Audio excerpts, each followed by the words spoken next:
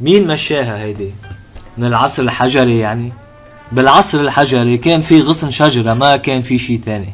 شو معقولة انه كان ادم ناتع كرافات وبليزر وحواء كانت تتبرج وادم لا لانه مش من هواياته التبرج؟ وحواء هونيك نهار جاي وغصن شجرة شاكك باجرة من ورا ومن بعدها درجوا الكعب العالي يعني؟ شو قصة هالكعب العالي؟ شو قصة هذا الشي العالي؟ ليه ما بتريحوا حالكم وبتريحوا اجريكم؟ مش عم بفهم انا. شو هيدا الشي اللي ولا ممكن انه يمشى فيه بالحياة الطبيعية؟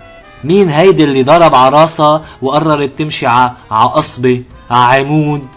ليه بتحبوا تقاصصوا حالكم؟ مش فهمان انا. شو هالقصاص هيدا؟ وبتصير بدها تهديلك ايدك لتقدر تمشي.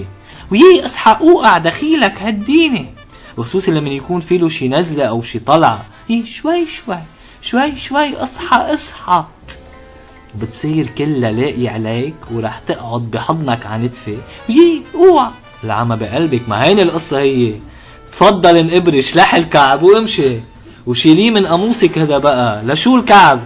وهيدي اذا ما كانت بتخاف من المرتفعات كمان. في عندك كعوبة بيوصلوا ل 30 سنتي. اذا وقعت عنه مشكلة هذه بتعور حالها.